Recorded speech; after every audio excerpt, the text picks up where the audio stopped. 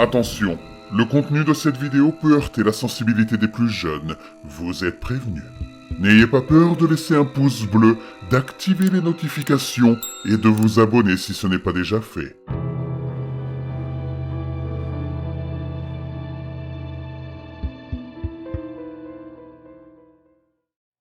Quand j'étais enfant, j'avais une salle de jeu remplie de jouets qui s'étaient accumulés au fil des vacances et des anniversaires.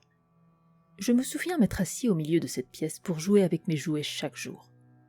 Un matin, alors que je faisais mes cartons pour emménager dans mon nouvel appartement, ma mère et moi nous remémorions des souvenirs lorsqu'elle a évoqué cette salle de jeu. Elle m'a dit qu'elle avait toujours trouvé étrange que je passe des heures dans cette pièce à jouer avec un seul téléphone pour jouer. Elle m'a expliqué que c'était un jouet que j'avais reçu pour mon premier anniversaire et qu'elle était surprise que je ne m'en sois pas lassée à l'âge de 6 ans. Cela m'a rappelé des souvenirs de ma salle de jeu et de ce téléphone. Je me suis souvenu exactement pourquoi j'avais commencé à jouer avec et pourquoi j'avais arrêté. J'avais 4 ans et c'était la semaine après Noël. Nous venions de déménager tous mes nouveaux jouets du salon à la salle de jeu et j'étais impatiente de m'installer à ma place habituelle au centre de la pièce. Je venais à peine de m'asseoir et de prendre un cheval jouet quand j'ai entendu un bruit étrange. Il ressemblait au son obsédant d'une boîte à musique qui arrivait à la fin de son morceau. J'ai regardé autour de moi et je n'ai rien vu qui puisse produire ce son, alors j'ai continué à faire galoper mon cheval en peluche sur le tapis. Le bruit devenait de plus en plus fort et persistant, alors j'ai commencé à éloigner les jouets de la direction d'où provenait le son. J'ai finalement localisé la mélodie. Elle provenait d'un petit téléphone en plastique posé contre le mur. C'était un téléphone d'apparence simple. Il était blanc, avec un cadran rotatif et un écouteur en plastique rouge. La seule chose qui m'avait toujours dérangé dans ce jouet, c'était ses yeux qui bougeaient d'avant en arrière quand on tirait sur la ficelle qui y était attachée. Étant une enfant plutôt paresseuse, je n'ai pas jugé nécessaire de me lever pour récupérer le téléphone. Je me suis penchée, j'ai attrapé la ficelle et j'ai tiré le jouet vers moi. Alors que les yeux bougeaient d'avant en arrière, la mélodie obsédante devenait de plus en plus forte et rapide. J'ai supposé que c'était normal pour ce jouet. J'ai pensé qu'il fonctionnait peut-être avec des piles et que celles-ci commençaient à s'épuiser. J'ai pris le combiné et je l'ai porté à mon oreille. « Allô, c'est Charlotte ?» dis-je en imitant ma mère lorsqu'elle répondait au téléphone. Bizarrement, j'entendis des parasites provenant du combiné en plastique lisse. « Allô ?» répétai-je lentement. Il y eut un clic et la mélodie du téléphone s'arrêta. Cette routine se poursuivit pendant environ 1 semaine, jusqu'à ce que quelqu'un commence enfin à me parler à travers ce téléphone. Il m'a dit qu'il s'appelait Mordrid et qu'il était mon ami imaginaire. Je me souvenais avoir entendu les enfants de la crèche parler de leurs amis imaginaires, et j'étais ravie d'avoir enfin le mien. C'était presque comme un rite de passage. Nos conversations ont commencé de manière assez normale. Nous parlions de la crèche et des derniers épisodes de Powerpuff Girls et de Bob l'éponge. Les personnages préférés de Mordrid étaient Him et Plankton.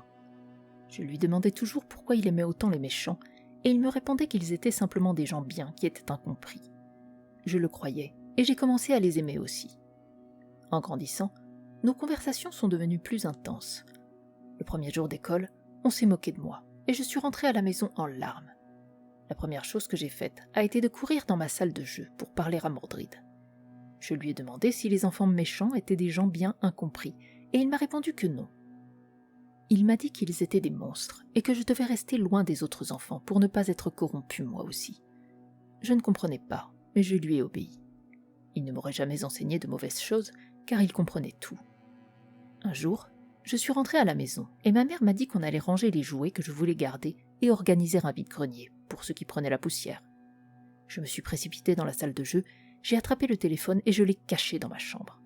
Ce jour-là, je n'ai pas parlé à Mordrid, parce que j'étais trop occupée à emballer et à préparer les affaires à vendre. Quand je lui ai parlé le lendemain matin, il était furieux.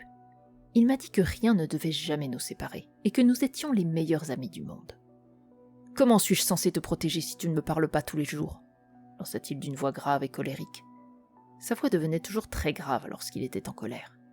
Je m'excusai et lui promis que cela ne se reproduirait plus. Mon premier jour au lycée fut un véritable cauchemar. Je voulais tellement rentrer chez moi, appeler Mordrid et lui raconter toutes les horreurs que mes camarades de classe disaient à mon sujet. Ils chuchotaient à leurs amis que j'étais une monstre. Ils disaient que ce n'était pas étonnant que je n'avais pas d'amis, car j'étais folle. Peut-être que j'étais folle, mais le seul ami dont j'avais besoin était Mordrid. Cela ne rendait toutefois pas leurs paroles cruelles moins blessantes. Je suis rentrée à la maison en larmes, une fois de plus. Ignorant les questions de ma mère, je me suis précipitée dans ma chambre et j'ai claqué la porte. J'ai fouillé au fond de mon placard pour trouver mon téléphone qui émettait sa mélodie familière et obsédante. « Mordrid, c'est Charlotte !» ai-je sangloté. « Qu'y a-t-il, Charlotte ? Ces méchants t'ont encore fait du mal ?»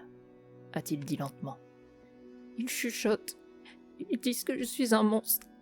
Suis-je un monstre, Mordrid ?»« Oh non, Charlotte, tu n'es pas un monstre. Tu es spéciale et ils ne comprennent pas. »« Tu penses vraiment ?» reniflai-je. « Oui, je suis fatigué de voir ces méchants te faire du mal, Charlotte. Ils ne te feront plus de mal, je te le promets. » J'ai regardé le combiné et j'ai reposé lentement le téléphone. Il ne m'avait jamais raccroché au nez auparavant. J'ai pensé qu'il était simplement trop émotif et je suis descendue pour dîner. Ma mère m'attendait en bas des escaliers. « Chérie, qu'est-ce qui ne va pas ? Tu sembles bouleversée. »« Tout va bien, maman. Je vais bien. J'ai juste eu une journée difficile. » ai-je murmuré. « Qu'y a-t-il pour le dîner ?» Ma mère avait l'air inquiète. Elle m'a répondu doucement. « Des pâtes. » J'ai souri et je me suis dirigée joyeusement vers la cuisine pour me servir une assiette. Je suis allée à l'école le lendemain et la journée s'est déroulée sans incident. Les méchants n'étaient pas à l'école ce jour-là. J'ai pensé qu'ils avaient tous décidé de sécher les cours ensemble, mais je me trompais complètement. Quand je suis rentrée à la maison, ma mère était assise sur le canapé, les yeux rivés sur la télévision, le visage terrifié. J'ai jeté un coup d'œil à la télévision en posant mon sac à dos derrière le canapé. J'ai vu les photos de tous les méchants aux informations. Ils avaient tous disparu, sauf la pire d'entre eux, Jessica. Elle avait été retrouvée sauvagement assassinée derrière sa maison. Je suis restée bouche bée et mon cœur s'est mis à battre à tout rompre. Je me suis précipitée dans ma chambre où mon téléphone sonnait de façon inquiétante. « Allô ? C'est Charlotte. »« Tu sembles avoir peur. As-tu peur de moi, Charlotte ?» Je ne savais pas quoi dire. J'étais terrifiée. Je savais désormais que Mordrid était quelqu'un à craindre plutôt qu'à fréquenter. « Qu'as-tu fait aux autres, Mordrid ?»« Je ne peux pas te le dire. Tu le dirais à d'autres méchants et ils t'enfermeraient. Je dois te protéger. » Je restai silencieuse, mais je restais en ligne. « Charlotte, tu ne sembles pas très reconnaissante. Ils sont partis. Ils ne t'embêteront plus jamais. » Je suis restée silencieuse en reposant doucement le combiné sur le téléphone. La mélodie effrayante de la boîte à musique a recommencé à jouer, et les yeux sur le téléphone ont commencé à bouger d'avant en arrière. J'ai immédiatement attrapé le jouet, j'ai dévalé les escaliers, et j'ai couru hors de la maison vers la remise. J'ai enfermé l'appareil, et je suis rentrée en courant dans la maison. Je n'ai plus entendu parler de Mordrid. Parfois, quand j'étais dehors, j'entendais cette mélodie effrayante s'échapper des fissures de la remise. Je rentrais toujours rapidement dans la maison. Je regardais ma montre et remarquai qu'il était déjà tard. « Je dois vraiment y aller, maman. La nuit va bientôt tomber. » Elle acquiesça et me serra dans ses bras avant de m'embrasser. « Oh, Charlotte, emporte cette boîte aussi. Je l'ai emballée il y a longtemps et elle prend de la place. » Elle désigna une boîte nichée derrière le canapé. Je m'en approchai, la pris et la hissai sur mon épaule. Maman m'embrassa à nouveau sur le front et me dit de faire attention en sortant vers ma voiture. La boîte rentrait de justesse, mais j'ai réussi à la glisser sur la banquette arrière et j'ai pris la route vers mon appartement. Je me suis arrêtée à un feu rouge et j'ai réglé mon rétroviseur. Au moment où j'appuyais doucement sur l'accélérateur, je l'ai entendu. J'ai entendu cette musique effrayante provenant de la banquette arrière de ma voiture. J'ai pris une grande inspiration et je me suis garée avant de fouiller dans la boîte pour attraper le téléphone. « Allô ? C'est Charlotte. »